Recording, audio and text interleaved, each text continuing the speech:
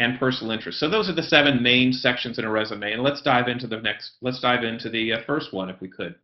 So your resume heading is always geared to give the employer multiple ways to contact you. Your sole purpose in the resume is for them to reach out to you. So make sure you make it easy for them to reach out to you. I recommend multiple telephone numbers, and make sure that you have an email address that they can reach you at. You want a local address if you're applying in a local area. That will generally score you as a bit better candidate. And some people also use a LinkedIn address. So if you have a LinkedIn profile, which I absolutely encourage you to have, you should definitely put that LinkedIn address in as well. Secondly is then your career objective and summary of skills. These are what help the employer really see you as a great fit. You want to make your career objective easy to understand and concise. You should have it be realistic so that employers see that you understand. I'm qualified for a mid-level position and that's what I'm applying for. Or I'm qualified for a senior manager or a senior executive position and that's what I'm applying for. They need to understand what your objective is. Help them see you as a great fit, whatever the responsibility area may be, and any specific knowledge or interest that you have. Objectives. And again, this is all about an employer is looking at your resume, and if it's gotten to a set of human eyes, that's a great thing. So an employer then wants to see you as, I want to see this person as a great fit for my company. So some examples of that might be, I'm seeking an entry-level radio broadcasting position in the Tampa Bay metropolitan area. I know what level I'm looking for, I know what industry, and I know geographically what I'm interested in. Or I'm looking for a mid-level position in sales management, and I have a particular interest in outside sales to mid-level businesses. I understand what you're looking for, what you believe you're good at, what you believe you're qualified for. That helps me really see you as a great fit for the job that I have. If your objective is too broad, that'll be a little vague and you may not be the person that they then choose to interview. The last one I think is great because you've outlined what you have in terms of qualifications, where you're looking for, and when you're looking to begin, and exactly what level you're looking to teach at. So again, specific, I need to see you as a great fit. That's what makes your resume stand out more than the others. Let's talk about accomplishments. Your employer will generally express needs in there, whether it's an online or a print advertisement or even a job you've heard about. Think about what your employer has said they're looking for and make sure that your experience is positioned to match that. So when you talk about your work experience, you always want to list your dates of employment and make sure that those are correct because generally those will be verified. And I'll tell you that's the #1 thing that an employer will verify. Most employers will not talk about job performance or job accomplishments, but they'll always verify the dates. So if your dates vary, that'll be a yellow flag generally for employers. So make sure your dates of employment match, list the employer and location, your job title when you left. You don't have to list every title you had, but your job title when you left. And a little, if it's a company that's potentially smaller or has a bit of a vague name, like I've listed some examples here, Trax, you may not know what that is. So just indicate it's a large producer of windows for Central Florida so that they have a context for your experience. You want to list at least 2 to 3 quantified accomplishments. This will make your resume stand out. I accomplished this. We changed this. I participated in a process that led to the improvement in efficiency at the company of 20%. Quantified accomplishments at each role and responsibility that you had. And you can do the same thing if it's a military position. I reduced procurement costs by 23%. I participated in a revamp of a process that cut cycle time by 52%. Great examples of quantifying what you've done. Employers are interested in your experience, but they're really, really fascinated about your accomplishments. So list those as well. Here's an example of trying to match your experience to an employer's expressed need. So this is a person describing work that they had done at a call center, and they could have simply said, I worked in a call center, I answered calls 40 hours a day. Instead, they talked about what they did, how they performed their tasks, so they were documenting calls, escalating. They talked about rates of success, so they had a 96% satisfactory rating from customers, and they helped reduce cycle wait times by 45%. And they cited specific accomplishments. These are all great examples of quantifying what someone has done and how they have contributed to the success of the company. Now, if you were looking at a set of resumes coming across and you had 2 different career experience accomplishments presented to you, one example A or one example B, I think most of us would probably choose to interview candidate B because, again, we could see them as a potentially great fit for our company. So we know they're a salesperson for 3 years. We see what kind of attainment levels they had and what their aggregate sales were. So the first person told the truth. They described what they did, but they really didn't hit and highlight and bring all that to my attention. So this resume is designed to get my attention. Make sure that you quantify your accomplishments as much as you can. And most of you on this call today will have either some level of education to talk about, whether that's high school, GED, or college, and as well you're going to have military service. So let's talk about that. So for your education and military service, generally you want to include the years you studied or completed, any specific degree, whether that's completed or in progress. Just note that. Your GPA, a big question about that. Your GPA, it should be optional, especially if it was more than 5 years ago, and then any academic honors or rank. And I will tell you, I personally have never used my GPA on a resume, and that's always served me well.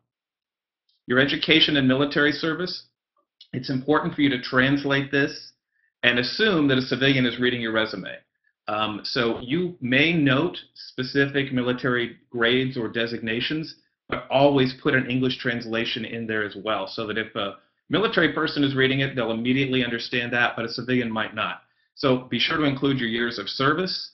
Note your final rank or grade in plain English so that I understand what it is, any special certifications or training that you have, and then your discharge status, list that as well. So I've included an example of a person that served in the United States Army, was a staff sergeant and squad leader, and just in case it's a civilian, I indicated to them that that was a 10-man squad and the certifications that I had completed and when I served in the military.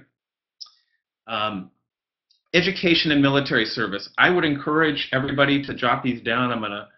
These will be posted on the website.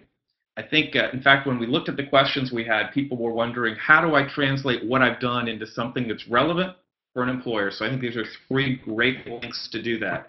So each of these will specifically give you guidance in a job designation or title that you had in the military and how to translate that into something that's relevant for a civilian employer. I will tell you, you're not typically in the military going to have sales accomplishments, but you're likely going to have proficiency accomplishments, efficiency accomplishments.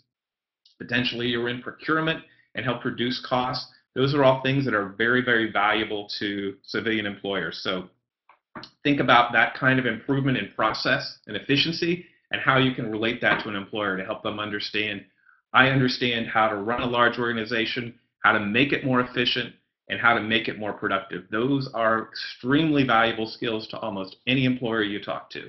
So we'll make sure to have all of these links available to you so that you can see how to translate your valuable military experience into civilian experience. The honors and activities section of your resume should stand out with any specific computer skills. List the applications or types of systems that you've worked on. Again, any certifications. If you have any project management levels that you've attained in your career, list those. Professional affiliations, any publications where you've been mentioned, whether that's military or civilian. If you were in a Stars and Stripes issue or etc., make sure you mention that, and any languages that you're fluent or proficient in. Employers love to see that. Your honors and activities section is really a way for you to stand out. And if you have more than 3, consider making that just a separate section entirely within your resume. Finally are your contributions to the community. So these could be projects that you did overseas on a deployment or domestically. And so list that you worked in a housing foundation, or you helped build schools, or you helped in some sort of training capacity. But those are contributions to the community.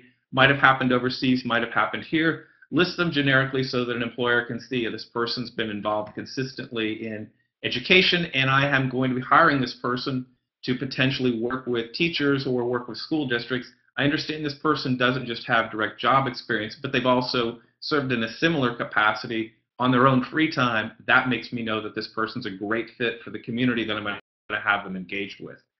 Your personal interests, again, community service when it matches past employment is great. Your personal interest should always be presented to have universal appeal to all readers, not just some. So think about how some person might read it, and make sure that what you've said is going to have universal appeal to anybody who reads your resume.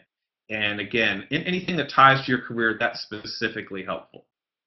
So those are the top 7 sections in a resume. So we've talked about the heading. By the way, make sure that your heading's on every page. We'll talk about that in just a second. We talked about the heading, your career objective, your job requirements and experience that you have, your education, and then finally your community service and any special skills that you have. Now let's go on to some mistakes to avoid, and unfortunately I've seen someone commit each and every one of these, so let's make sure that nobody of the 75 folks that are on the call, that any of you do this. And all these are key things that might cost you getting to the round of an interview. So no need to include gender, race, or age. I don't recommend using pictures unless it's a very, very professional one. Pictures with pets, definitely discouraged. Any personal information regarding your family or children or vacations, certainly those are things you can share with an employer at the appropriate time, not when you're sending the resume across the door for the first time. Make sure that everything that you put in your resume is true. Specifically, as I said, employment dates, literally there's a telephone call that's made to every employer to verify the dates. So make sure that everything that you have in there is true. Worst case scenario could be they could hire you, extend an offer. Most employers will, within the first 90 days, have you in a probationary period where they're verifying the details in your resume.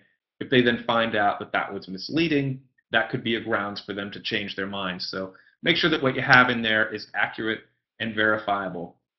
And when you're using your email address or listing it on your resume, make sure that it is a professional one. If you think the email address might not be perceived as professional, if in doubt, get a new one for your job search and focus that for your job search.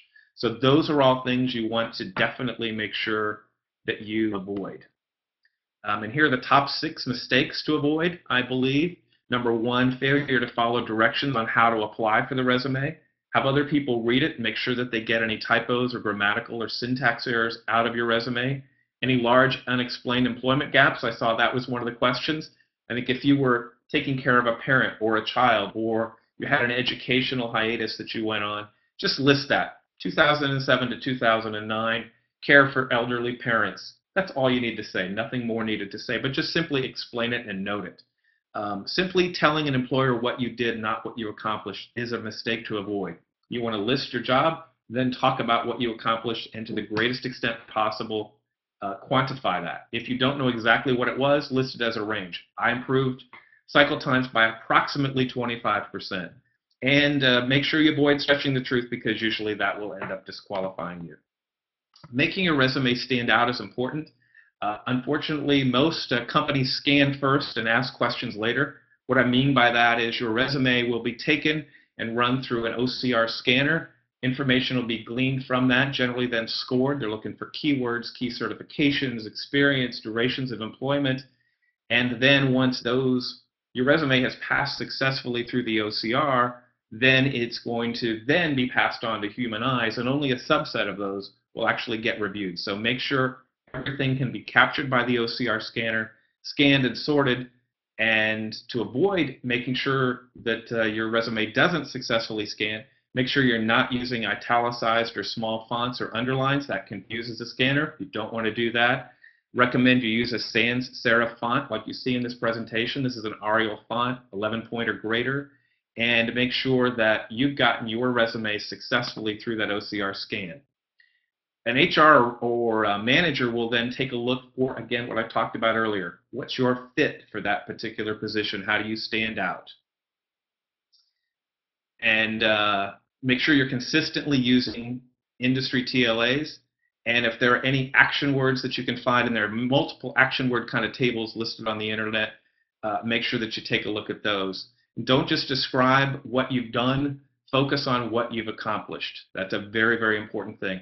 And candidly, I will tell you, if you have a resume that you have sent out to multiple people and your phone isn't ringing, that's a consideration that you then might want to take a look at your resume. And I understand we may have some questions that we want to defer to. Yes, sir, we do. Rod, I'm going to just ask them. So Joshua Eldridge asked, is it important that you list a contact number of your old employer? Joshua, so great question. We're going to cover that when we talk about references in a few minutes. I normally would not include that. I would consider that a reference, so I'll have that on a separate page. I will go back to my point about it's important to follow the process that's been laid out. If you're filling out an application and they've asked specifically for that information, I would absolutely provide it. On a resume, normally I would not include a specific name of a manager or a phone number. Okay. You see the next one from Shane Wise regarding resume headings. Can you see that one, Rod? Yes.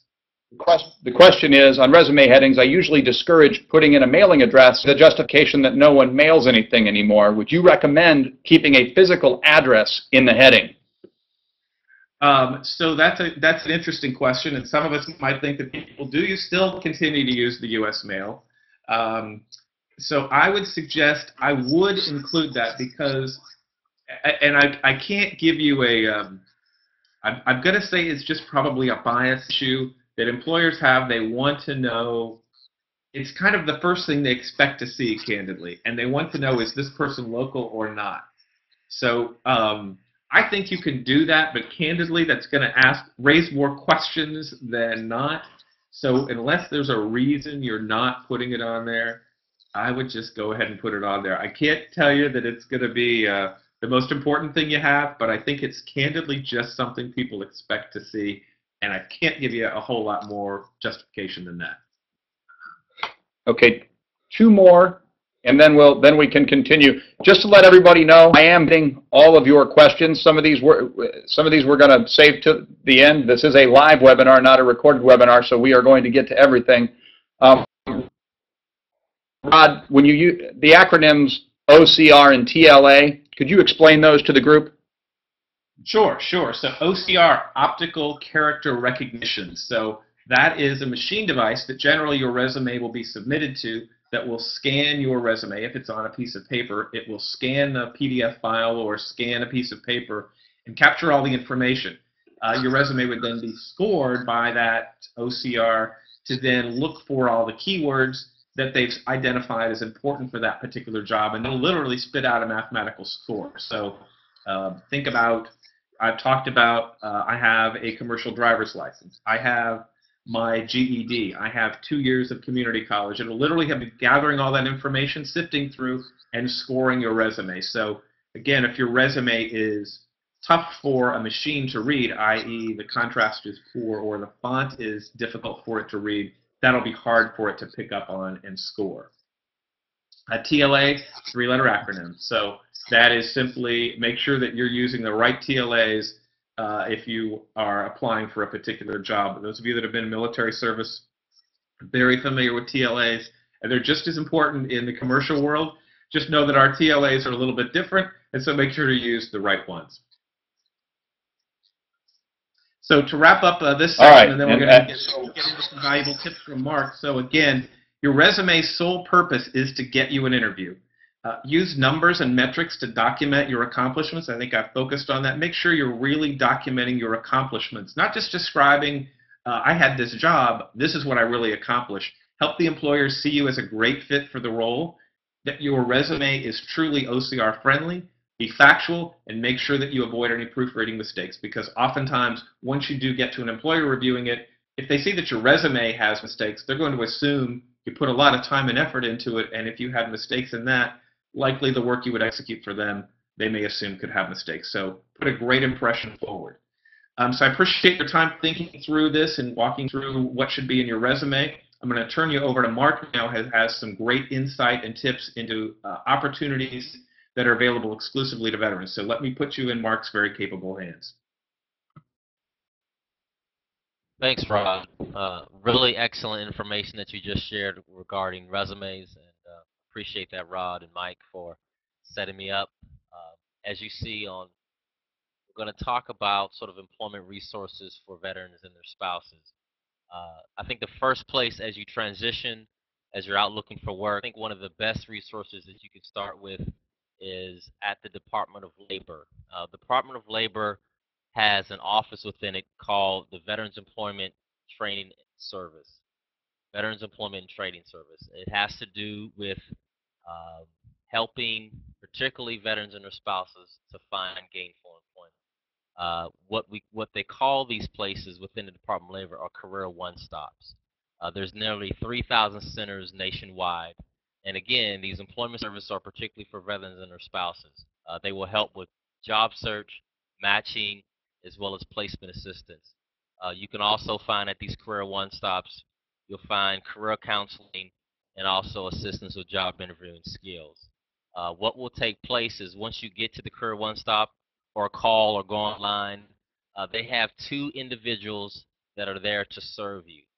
One is called a local veteran employment representative. Again, it's short for LEVER. It's local veteran employment representative is there to help, as well as a disabled veteran outreach program specialist. These two individuals will help veterans and their spouses find employment. What the LEVER does is the LEVER reaches out to local employers to get to understand their opportunities, positions within those employers, as well as match who they find or comes to the career stop with these employers. Now the DVOP, which is short for Disabled Veteran Outreach Program Specialist, is there to assist that veteran who's had been injured or disabled through service, and they have some different obstacles and or challenges to find employment. So these individuals are at the Career One Stop to help you find employment in the area, and so that will be a good resource to start. So a lot of veterans call us and they say, where do I even begin with the search? And we immediately say, you need to go to Career One Stop that it can help you. Again, there's over 3,000 centers nationwide, and that information is provided on that link that's provided on the slide. Again, another great resource, again, for those who are looking for employment is Department of Veteran Affairs. Most of you know them for healthcare or education. But there's a program called Vocational Rehabilitation and Employment Program, where they have an education piece, obviously, which most veterans go through, but also helps those veterans who've been disabled, who are at least 20% service connected with the VA, to find employment. Again, these men and women have been injured through service, and they have a service-connected disability, which presents obstacles in finding gainful employment. So within what we call the Vocational Rehabilitation Employment Program, we call it VRNE for short, there's employment tracks to help these individuals find employment. Again, it's a great resource. It's sort of like a career one-stop, but it's within VA. What it does is it evaluates veterans' abilities, your skills, interests, and needs, and again, it links you up with employers as well. They have employment coordinators within the VRNE program that, again, will provide assistance in these areas, and it will help you to find what they call suitable employment. Employment that, whether it's what you've done in the service or it's something that you want to do, they'll be able to link you up with that kind of employment. Now, they also have on-the-job training and apprenticeship and all that as well. So it's a great program, again, that will help those who have been disabled in service to find employment. So again, it's another great program as well. On the next slide, you'll see there's been Executive Order 13518. It's basically an executive order signed by President Obama on November 9, 2009. It's their Veteran Hiring Initiative. The federal government has spent millions of dollars training service members in different fields. So this executive order basically said we want to make sure that our investment is not wasted. So we would love for those who are transitioning out and those veterans who are out there looking for employment, that we would love for you to work for the federal government, to continue your service working for the government. So this is a way to sort of help align those skills and career aspirations for veterans within the federal government, as well as their spouses. So what's happened is they created in 24 federal agencies a veteran employment program manager within each agency. So the sole purpose of that veteran employment program manager within that agency is to recruit and find veterans to work for that agency. So this initiative, this Veteran Hiring Initiative, has been working to find veterans to place them back into jobs that are suitable for them within the federal government. Now, what we've learned is the Office of Personnel Management has stated that once this initiative was signed in 2009, the federal government overall is about 24% veterans. Now, at to date, early this year, they said it's up to about 28.5%. So obviously, the federal government is picking up momentum with hiring veterans. So they look at it as a great investment that this resource is underserved and that they want veterans and their spouses to come back and work for the federal government. So again, we find that to be another resource. Feds Hire Vets.gov is a place to go find those veteran employment program managers to find out more questions about what's going on. So we think that will be helpful as well. Next, we'll talk about another initiative that the administration, particularly Michelle Obama and Dr. Joe Biden, has been talking about military family members. It's the Joining Forces Initiative. It has to do with everybody in America, all sectors of society, taking action to assist service members, veterans, their spouses, family members with the sort of support, resources, and opportunities that they deserve. So this is another place, another initiative that is helping get the word about how to help, what you can do to assist, as well as help transition into gainful employment. So this project has challenged the private sector to train or hire 100,000 unemployed veterans within the next couple of years, as well as their spouse. So we all know that spouses play a significant role in the health of the family, and that veteran spouse unemployment is about 27%. So we know there's an issue with that, and we want to make sure that military spouses have opportunities as well, along with veterans. So this initiative is really moving forward. There's been commitments from companies like Microsoft, Prudential, Sears Holdings, Walmart, JP Morgan Chase, Humana, Google.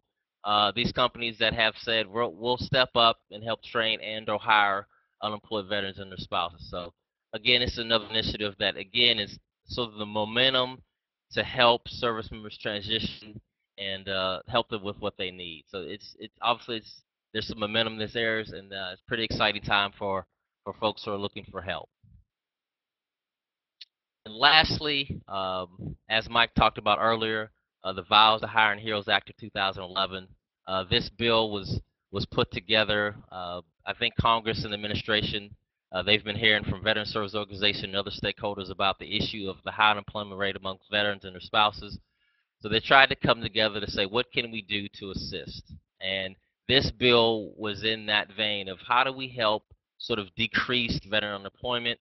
So this bill, in a nutshell, provides nearly 100,000 unemployed veterans of past eras and wars with up to 1 year of additional Montgomery GI Bill benefits, as well as it will also provide disabled veterans who have exhausted their unemployment benefits to 1 year of additional VRNE benefits as well. So these are ways to say we know there's a need with veterans and their spouses with employment, so we want to make sure that veterans have the sort of resources they need to sort of be trained and or get educated back into high demand jobs. So that is this way to sort of create that gap of, we know we have a lot of jobs out there, but we want to make sure that veterans have the right training, the right certificates, the right licensing to be able to transition into this employment. So those are some of the things that are going on with that bill. Also for employers, this bill provides a tax credit for hiring veterans and disabled veterans who are out of work. So the tax credit goes up based upon length of time of deployment, as well as if you're disabled, you can get up to $9,600 worth of tax credits. So again, a great bill, along with other things that are happening with the hiring initiative, Joining Force Initiative. This bill, again, there is momentum in making sure that veterans can transition properly into the civilian workforce. So in a nutshell, that's what's going on. We know at the American Legion that veterans are quality hires. This is not some philanthropic endeavor.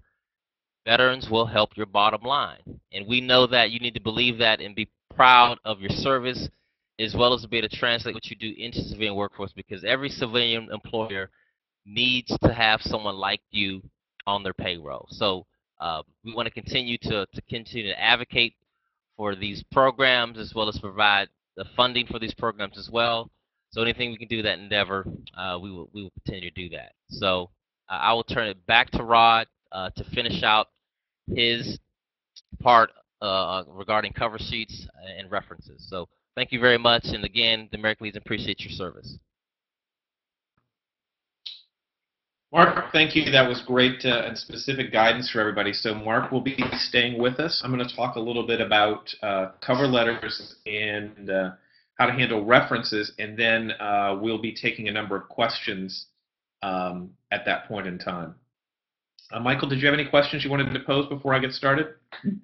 One, and I can actually, I'd like to pose it to both of you. How should,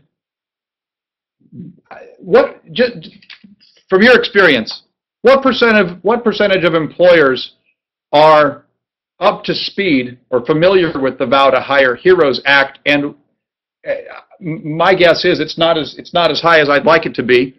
That's part one of the question. Part two is, what should veterans do who are seeking employment to make sure that they understand what that means for an employer? Because the $5,600, the $2,400, and the $9,600 tax credits, that's a pretty big deal.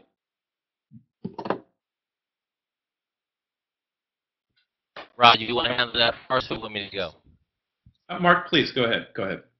Well, I think the thing about the outreach to employers, I think that's a big deal. I think Congress, what they did before they did this bill, Chairman Miller on the House side actually had a roundtable on Capitol Hill regarding Fortune 500 companies, the stakeholders about this issue. So there was sort of a feedback from them about how can you help us to hire our heroes. So there's been dialogue with Congress, Veteran Service Organizations, and other stakeholders with the private sector about these issues. So again, this bill has just recently been signed, so obviously there's some work in the process.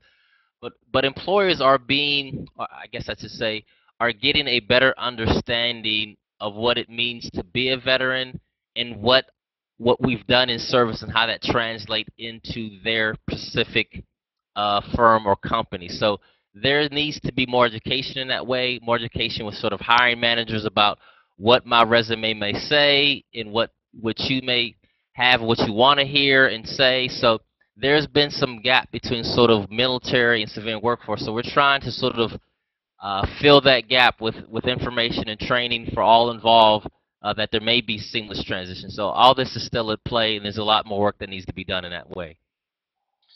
Yeah, and Mark, I think I would pick up on that. So I think likely that outreach to large employers has happened and happened effectively. But let's think about many jobs in this country are at the small business level. Someone who may have less than 50 employees.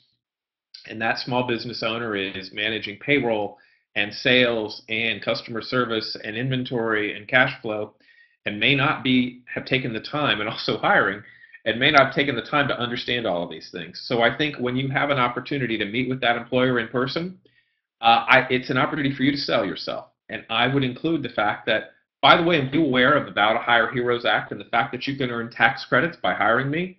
Guarantee you that will differentiate you from a civilian employee or a civilian person who's interviewing for that job. If they understand potentially there's a tax credit for hiring you, you will have just gotten their attention. So I think take those slides that Mark has, glean the keywords off of there, make sure you know what those acts are, and say, there are tax credits available if you hire me versus someone else.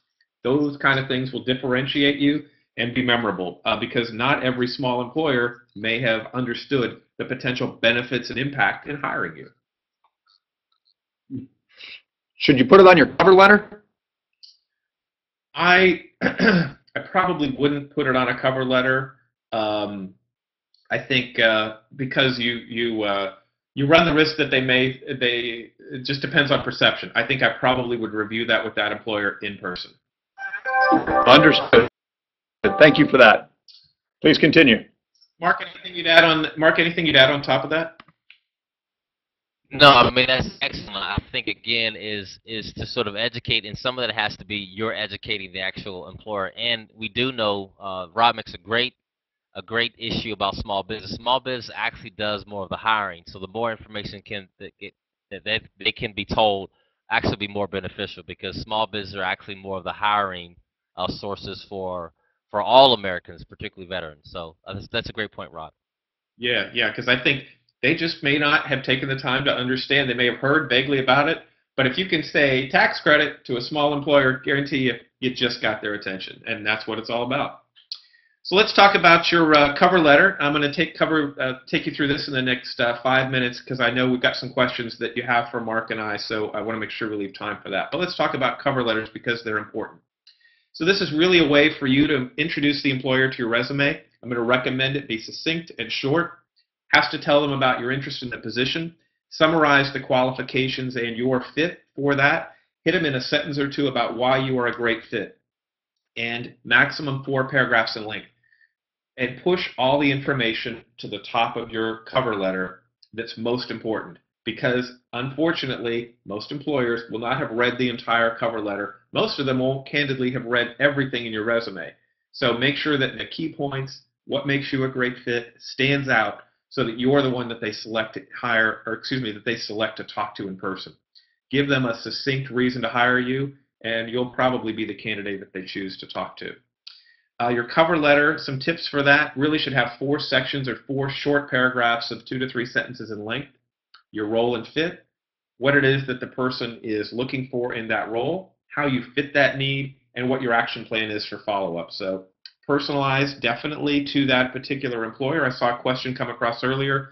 Should it be written for that particular job? I think if you are applying for a variety of roles that are somewhat similar in scope or responsibility, the role or fit may be slightly different from employer to employer, so you could customize it for that particular job. Talk about how you fit that particular need and what your action plan is for following up. Try and be as succinct and specific and get to the point as possible. If you have submitted a resume to a local employer and say, I'll be following up with you next week to evaluate your interest in my skill set as a fit for this role, make sure you call them the next week. Keep a copy of that letter to reference so that you're following up on the same points that you talked about.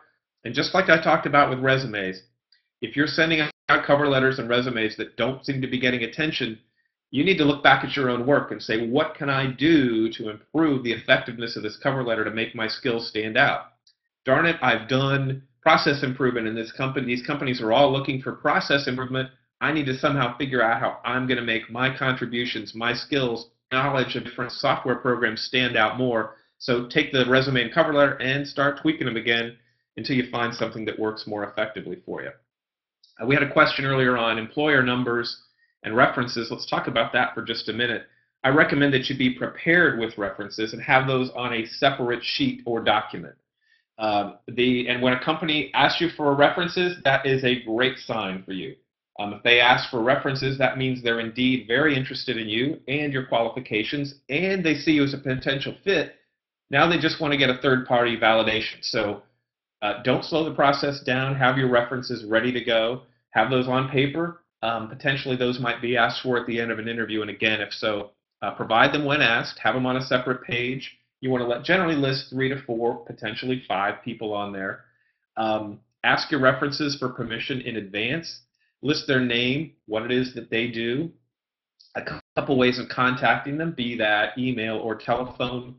And then I really recommend give a bit about what that person can verify about you to get the hiring manager potentially intrigued about what that person might have to say. So if I see John Smith and a telephone number and maybe a company name, I don't know what this person did. Was this a coworker? Was this somebody that worked for you? Was this the boss? Was this the president of the company? I don't know. So just list in a short sentence this person's kind of contribution or how they're going to help that employer make a decision about you. This was my supervisor for 2 years, or this person managed my progression to sales leader, or potentially this person was a colonel that I worked directly under.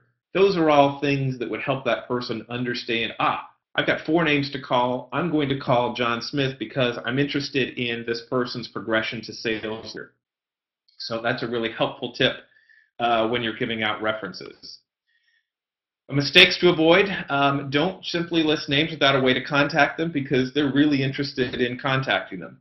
Listing people that you are not sure what they will say about you, and I've unfortunately called references where this was the case. So if you have a question about someone you're potentially thinking about as a reference but you don't know what they're going to say, easiest way, if you say, if you ask that person, would you be a reference for me? And they say yes, I would suggest you still don't know what are going to say. For you, if you're in all doubt, hey, I'm thinking of listing you as a reference.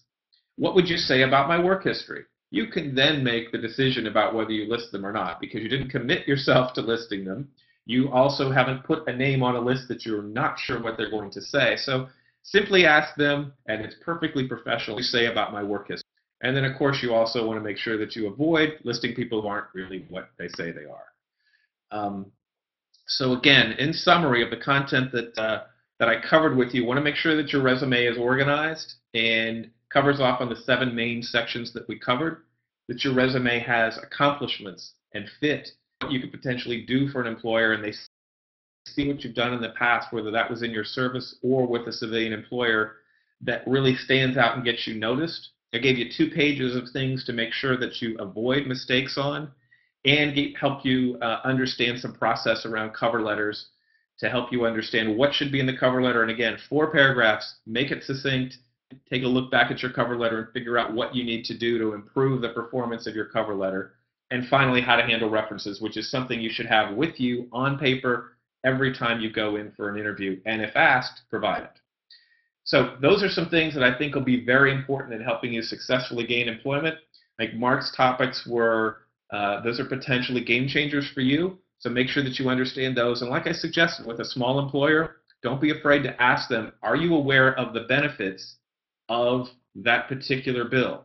If I said, are you aware of the Vow to Hire Heroes Act, the person might say yes, but they might not know what the real benefit is to them. So ask them specifically, do you know the tax benefits that are available to you as an employer if you hire me? That gets their attention, and you'll make sure that they really can act on what it is they may or may not have known. So let me turn things back over to Michael, and he's going to moderate the questions that you have for Mark and myself. Michael? Okay, thank you. So we have a lot of questions, and my intention is to get to all of them. So Rod, this is going to start with you. How is a self-employed resume different from a job resume? I would suggest that a self-employed resume is easier, because your self-employed resume is going to be all about accomplishments. Job titles, not so much, but it's going to be all about accomplishments. So I think if you've been self-employed and you talk about, I've started 4 businesses from the ground up, I've done professional services work with 15 companies, I have helped institute process improvement at 3 companies. Those are all actionable accomplishments, and you'll be very, very specific and aware of everything that you did. So I would suggest, although the format is slightly different, the accomplishments potentially are more significant and more numerous. So I think a self-employed resume would simply be structured as self-employed, years if you had your own LLC that you were formed under, list that, and then list the types of accomplishments from a quantified perspective like I outlined. But again, I think a self-employed resume potentially is an easier one to translate than a traditional employee one. Okay, thank you. Next one, how do you address employment gaps? I'll take that one, Michael. So I think an employment gap would be listed in a resume, and I think if it's more, every employer is going to be different. But I think if an employment gap is longer than 6 months, I would for sure address that on a resume. And I would simply put a 1 or 2 sentence explanation. So 2007 to 2009, caring for elderly parents, or 2001 to 2004, hiatus associated with some sort of studies that you did. I mean, it needs to have some sort of an objective or reason, but I think I would simply note that in a sentence or 2, and if there's any specific learnings that you had. I studied language in a foreign school for 2 years, all those kind of things, but I would note them because generally an employer is going to have questions about it. The OCR scan may not, but an employer, when they get to look at your resume, will wonder about that, and so be prepared. Okay. Mark, this one's for you. What can service organizations do to advocate for veteran job candidates? I think organizations like the American Legion or VFW or AMVETS or IAVA or other veteran service organizations, how we advocate can be through advocacy through Congress about creating veteran employment initiatives, or actually funding the programs that are there. All of us are headquartered here in Washington, D.C., where we have sort of the staff to go on the Capitol Hill in Congress and talk about the needs of veterans on a day-to-day basis. So a lot of VSOs are out there making sure that as the military service member transitions, there's ample opportunities, whether it's education, training, healthcare, particularly now. So we're specifically talking about employment, but all of us are always making sure that Congress, as well as on a local and state level, are listening, advocating for, and making sure that there's ample opportunity. So that's what we do. Now, the American Legion, we actually put on career fairs. We do small business development workshops. We do different things. So we just don't advocate on Capitol Hill. We also provide services and employment opportunities, as well as things that will help veterans find employment as well. So a lot of us do different things. So that's why we exist. We exist to serve veterans and their families. So that's how we try to make sure that there's opportunities and programs that are out there based upon our advocacy. So that's sort of how we fill the gap, both on a local level as well as a national level here in Washington, D.C.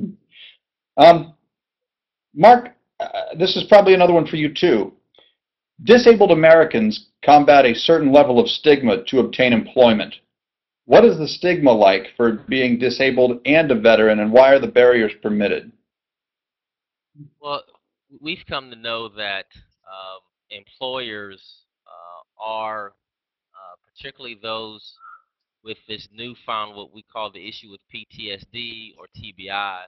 We have combat veterans coming home, and civilian employers, the private sector is wondering, um, can these men and women be productive on a job? Are they able to handle some of the stresses and challenges that maybe our work demands from them? So there is a stigma about, I don't know what I'm getting in this individual with this mental and or physical disability. So what we've tried to do is, again, to say that it's an injury, and it's an injury that doesn't take away from the abilities that a service member may have. They can still do the job. They can still be a good employee. They can still help the bottom line in the midst of an injury. And injuries actually can get better. So we're of the notion of that we still want to promote these individuals who have whatever disability they may have, is that they still can be productive and efficient and be that sort of employee that you want.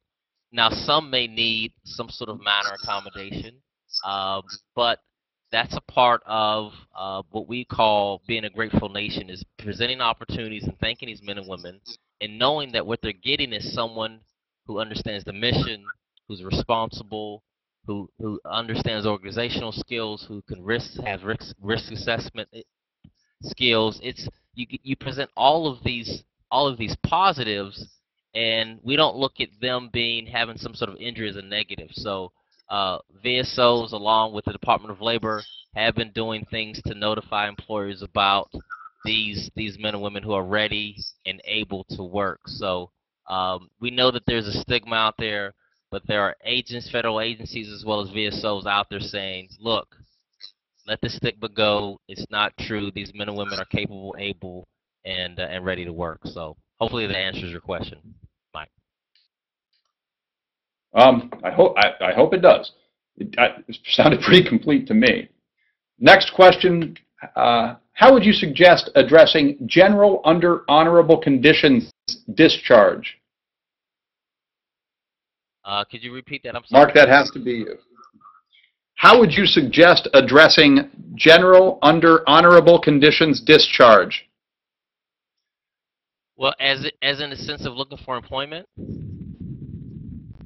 I think so. That was a question posed by one of our participants. Yeah, Mark, I was would thinking say maybe that's. Go ahead. Excuse me, Rod. I can't Mark, hear I was thinking maybe that's. We covered that, I think, when we talked about listing your service. Just physically, I think maybe what the question is what should you list on that resume? Should you use all of those words, or how would you word it? I believe might be the question. Yeah, I would, again, for resume's sake, again, Rod did an excellent job of talking about it, but I don't necessarily think you would need to put that on the resume if you have any issues with that. Again, a lot of this terminology, the civilian workforce probably wouldn't even understand what that sort of discharge would be. So I wouldn't think that it would affect anything you would try to do with the private sector as far as getting employment. So again, maybe Rock could fill that in, but I don't think it would be an issue. Yeah, Mark, I'm thinking, so would you list all 4 of those words, general, under honorable conditions, discharge? Would you use those 5 words rather? I wouldn't list it like that at all. I probably would just leave that out altogether. So honorable discharge. Okay. Yes. Mark? Okay. You just think honorable discharge, Mark, would be the way to go? Yes. Okay. Okay. I am a 60-year-old vet. Rod, this is for you. I'm a 60-year-old vet. If I don't show my work history 15 years ago, then I lose all of that experience. Do I show it or not show it? And we've, to put that into context, there's a couple of questions that have popped up about how far back do I go on my resume. So I think this easy question to answer. So let's go back to the founding principle of why you have a resume. You have a resume to get an interview. So in that case, I would, you want to put forward your credentials. I would list my credentials on there. Probably in that case, I may omit the years because, again, my objective is to get an interview.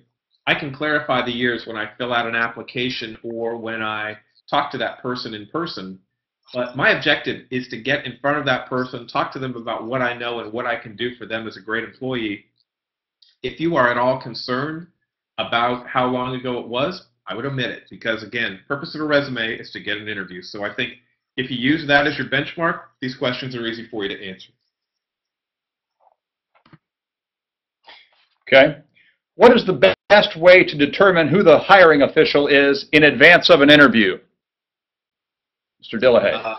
Yes, thank you, Michael. Thank you. So I would encourage anybody who is looking for a job to visit the website linkedin.com, LinkedIn.com.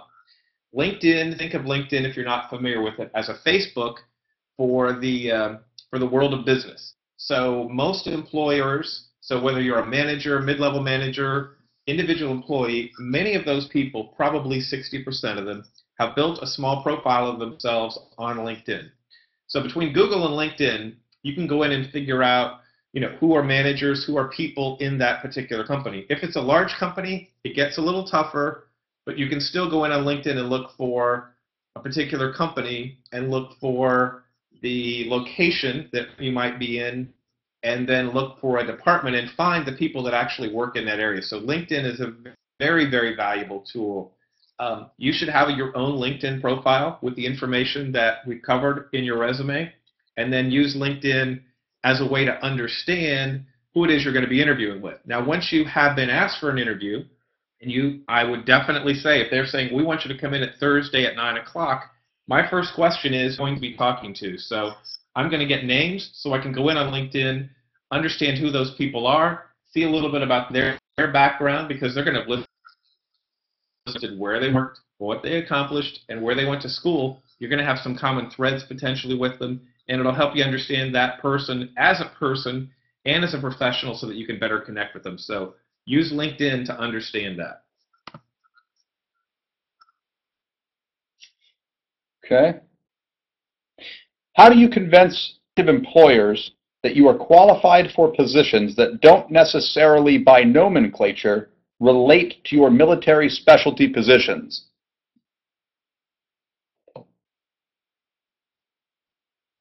Mr. D.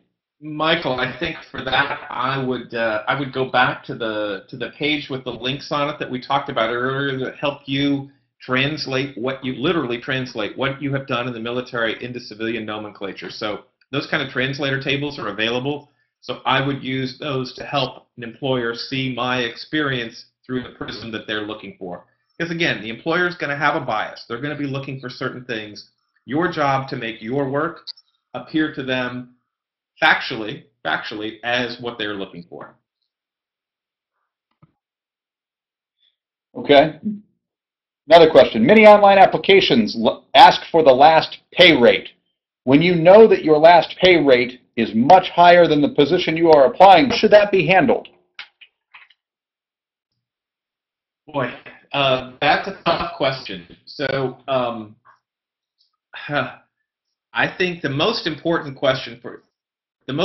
thing for you to answer is if an employer is asking for what you are looking for today, it's important that you put a range in there that you would accept. Don't go too low, don't go too high, but put a range in there that you would accept. But I will tell you, if you have concerns about your pay was somewhere else, in my opinion, that was a rate that you negotiated between you and that employer. If you feel that's going to disqualify you from a job, candidly, I would omit it. Because what's most important is the pay rate that you are going to strike with the next employer.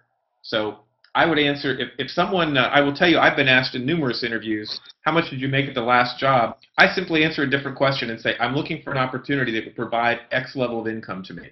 Because candidly, what's most important is what that next employer is going to pay me. But I might say, you know, I've been accustomed to making X, but especially if I was in a position where I was moving from one level to a lower level, I think in that case you might omit it because people worry about, well, would he really stay in this job, or would she move if she had the better opportunity? So in that case, strategically, you may be better off omitting it, but you need to be specific about if they ask what you're looking for in terms of salary. Okay.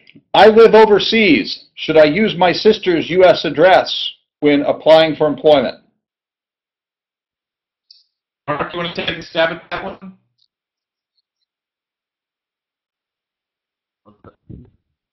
That's interesting. I would think that I wouldn't think that there's a negative because it's implied that you would be willing to move for the position. So I don't hear a lot of that because a lot of times that when we have folks transitioning, they usually will use sort of the domestic address than overseas because they'll know I'm getting out in a couple months, so they will use sort of their old residence or something or whether PCS into.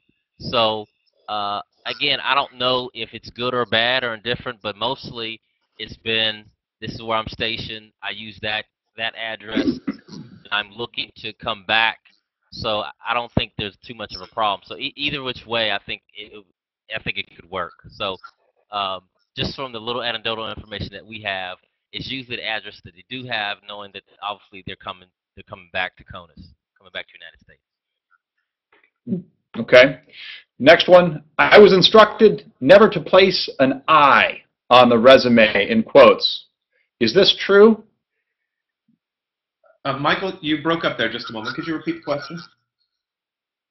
Yeah, this is regarding, I guess, proper structure or grammar on resumes. I was instructed never to reference myself as I on the resume. Is this true? I'll tell you, I don't agree with that. I think there are certain things you've accomplished. You Okay. don't want the word. You don't want the word to appear too many times. But I wouldn't be shy about. I mean, you're in this to get an interview. You have to stand out in a crowded field. You accomplish things. You need to take credit for them. I think if it was accomplished as part of a team, note that. If it's something you personally accomplished, note that. Take credit for it. Not a bad idea to scan it to make sure you didn't use the word I too many times, but your job with the resume is to stand out. This is your shot. Take it. Thank you. Next question.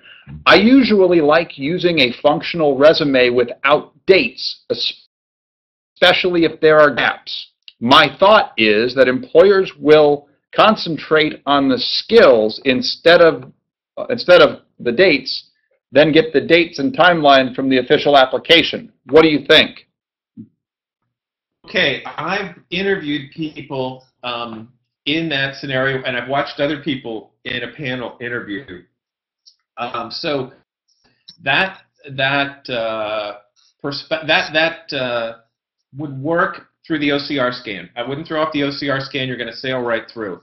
But when people think in linear fashions, darn it, and I think they're going to see a resume, they're going to want to understand, when were you here, when were you there?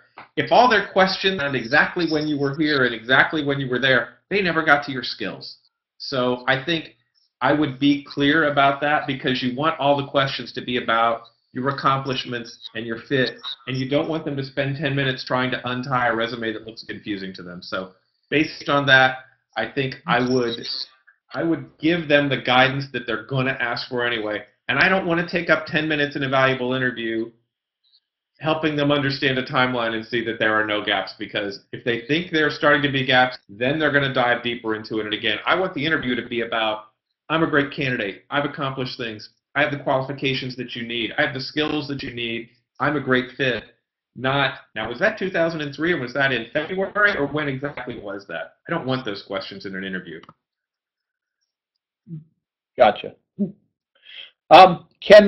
I don't know the answer to this question. I'm hoping one of you does. Can the VA get that tax credit for hiring veterans? Mark, I'm guessing that one's you. Yes, federal agencies can receive the tax credit from the Vows to Hire Heroes Act. They can. Excellent. Let's see here. Could it be possible adding your rank to your resume could disqualify you from getting the appropriate compensation for the position that you're applying for? Mark, I think that's you.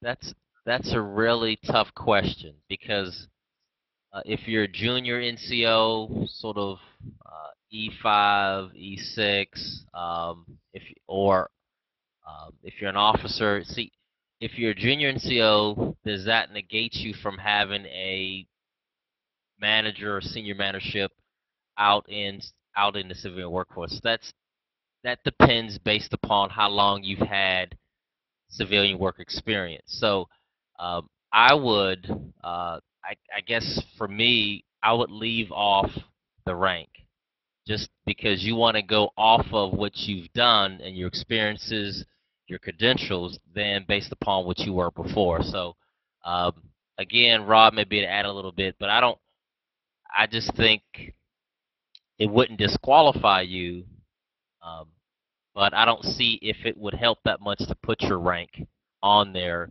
if you're looking for a sort of manager or senior manager position and you've been only, quote unquote, in the military, a sort of junior NCO. So that's a tough question, but I don't think it would hurt you. But I would stay clear of I don't know, Rod, too much information. Yeah, here's the thing. So the fact is, an employer is going to know what they're going to pay you. So getting a job approved to go out and even gather resumes is generally not been an easy decision for whoever hiring manager it is that's interviewing you. So they have put together a budget. They are living under that budget. They've gotten approval to hire. And when they got that approval, there was a specific range of salary that was going to be available for that job. So before you ever walk in the door, they know what they're willing to pay. So I don't know that the rank's not going to disqualify you from that, because candidly, the minute you walk in the door, you're playing inside of a range. Now, one of the things you'll identify as you get towards the end of the interview process is exactly what that range might be, but if you're looking for 80 and it's a range of 40 to 60, it's going to be in the range of 40 to 60 and not 80, because that was preordained long before you walked in the door. Gotcha. Next question. Good answers, guys. I have been on active duty for the last 6 years with 30 years in the reserve component. I am now going off duty. I have never been in a combat zone. Do I qualify for Vow to Hire Heroes Act tax credit to the employer? Mark? These are good questions coming. If you're a reserve component, you've been activated. Now, that doesn't necessarily mean you've been in a combat zone, but if you've been activated, then I would think that you would fit into the category of receiving veteran status. So I would say yes. Again, if you've been activated for at least, I'm thinking 90 days, so you would sort of be involved with sort of having veteran status. So I could definitely confirm that. But at this point, I would say yes. Okay, next one. If you don't have very much job experience, except the 4 years in the military, which I would say is good experience, but have continued your education and earned a degree, how would you present that strongly in a resume to an employer? Rod? Yeah, love this question. Thank you, Ed. Thank you, Jonathan, for the question, and thank you all, by the way, for your service. I don't know that I've said that enough on this call, but thank you all for your service to our country. So I've done a fair amount of interviewing on campuses, and so I think I've looked at people that have resume backgrounds like this, but candidly didn't have the advantage that you have. So I think you've got a lot of advantage here to talk about. So I would probably list my educational experience. And you have earned your degree, so I would list the educational experience first, and then I would have my military service listed with all the things that you accomplished in the military, the fact you may have risen in grade 3 times, or you worked on a particular project, or you worked in procurement or in an office or what have you. I would list those accomplishments, but candidly, that's a leg up over someone who's been in college and might have had a part-time job. I'd say you've got significant advantages there. So take advantage of that over someone who just has a college degree without experience. Those are great advantages. Those are great things for you to take advantage of. Okay. Next question. I rated the combat ribbon for, so I don't understand some of this. Mark, this is you. I rated the combat ribbon for Action JTF Panama. Do I receive that the Vow to Hire Heroes tax incentive for employers? Do I qualify?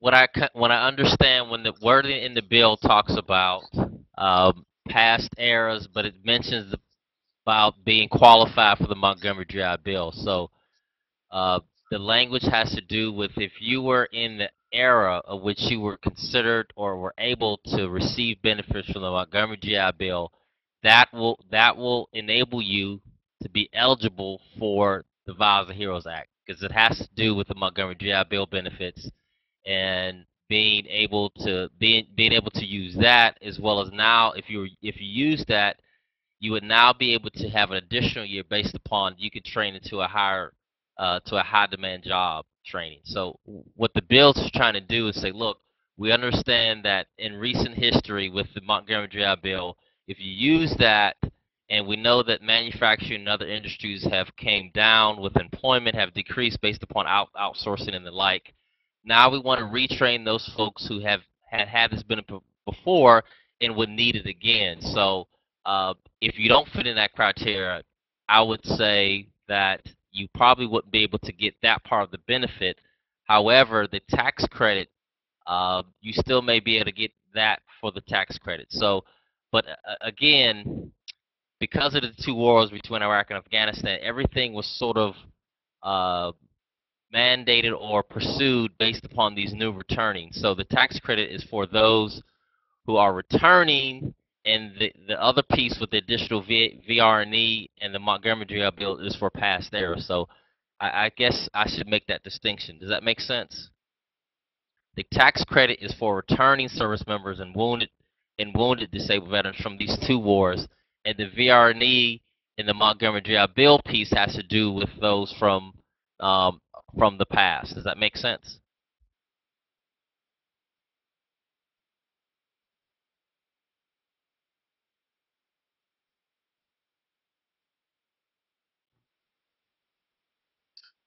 I understood that, and I think that makes sense, Mark.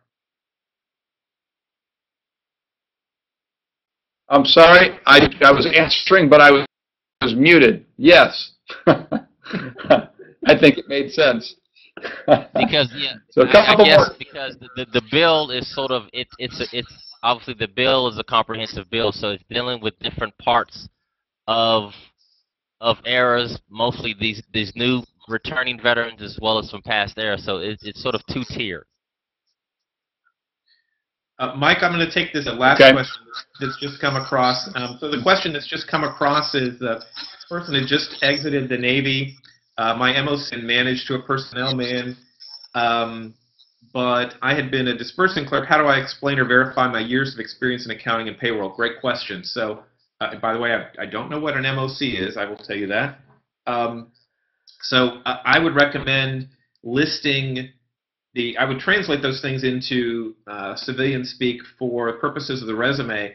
So I would say I handled disbursements of X millions of dollars on an annual basis. I processed payroll for X number of personnel. I think list the title that, translate that into a civilian title that they understood kind of your most important level of.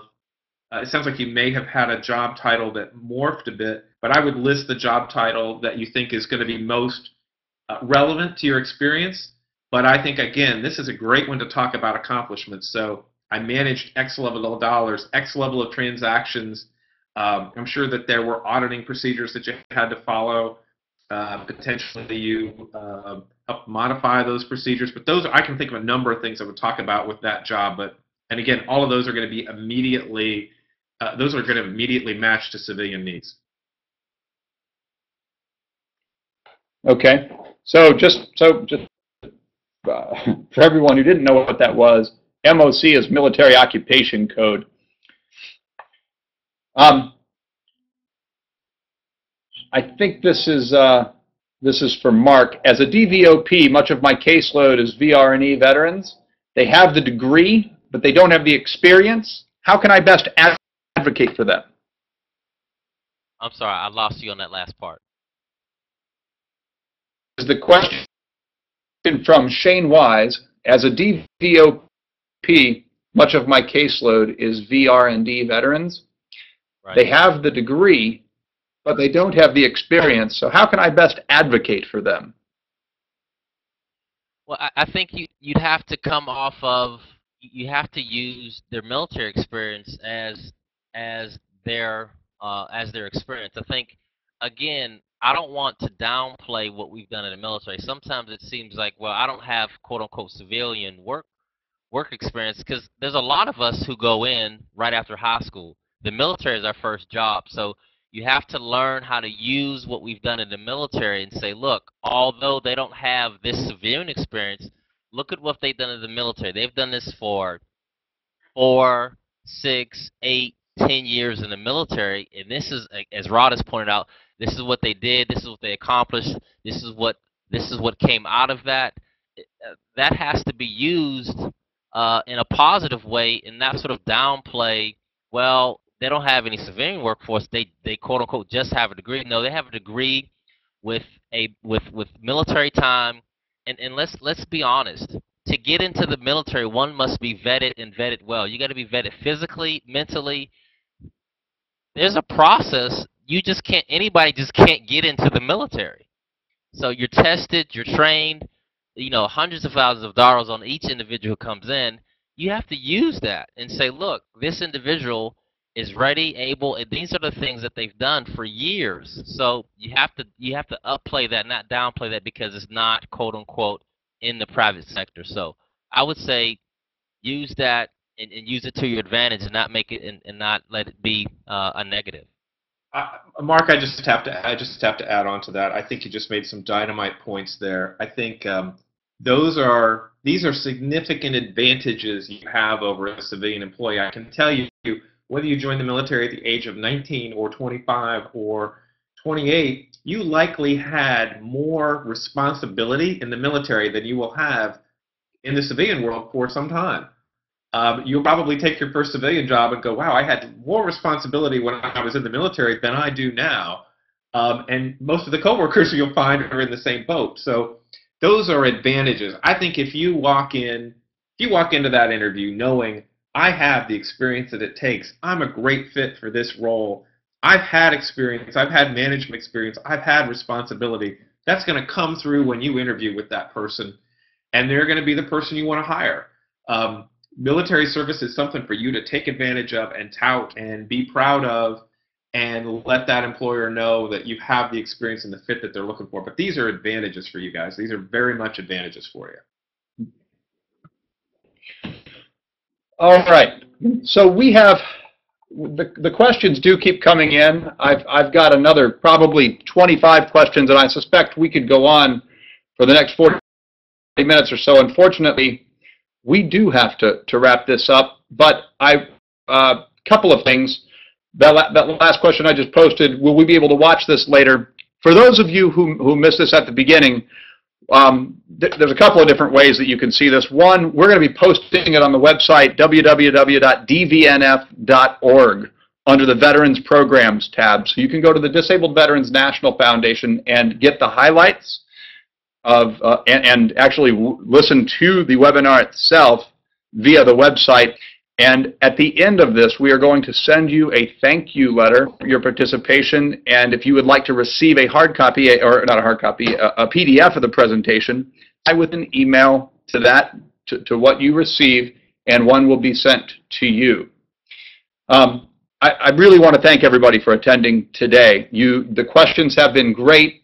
It's interesting, usually in webinars, towards the end of a webinar, you start to see some drop off, and we've gone 23 minutes past our time, and of all the participants here, we've only lost 5 of them throughout all of these questions. So Rod and Mark, thank you for making this so relevant and so interesting and so informative. Disabled Veterans National Foundation, thank you guys very much for putting this together. Again, I want to remind everybody this is a part 1 of 4. So there will be 3 more coming. Those of you who have signed up, obviously, you'll be getting information about the upcoming webinars with dates and invitations to attend. If you have any further questions, you can email us at info@dvnf.org. Otherwise, simply reply to the email that you get. Rod or Mark, is there anything that you would like to say in closing before we wrap this up? I would just like to reiterate and just say, again, thank all of you for your service, and we hope and pray that you will find the employment that best suits you, and I would think positive about your military experience and how that translates into the private sector, or if you choose to work for the federal government. So we wish you well, and we just thank you for your service and all that you've done for our country. And I would just add to that, Mark, again, thank you for your service. Be proud of what you have done. Use the skills translators to translate and make what you've done easy for an employer to understand. Research the job and know what it is that they are looking for, and make sure that they see your experience through that light, because they know what they're looking for. Help them understand why you're a great fit for that job. And once your resume is through the filter, you will then be in front of that employer, and we will hope that you are able to secure that job that you are looking for and deserve. So we appreciate the time that you guys have spent, the questions that you sent. Thank you. All right, so on behalf of the Disabled Veterans National Foundation, all of us here, we thank you very much for your participation and your interest. We wish you very good luck for jobs, and we hope that this was helpful, and we hope to see you at the upcoming webinars. Thank you very much. Enjoy your day. Goodbye, everyone.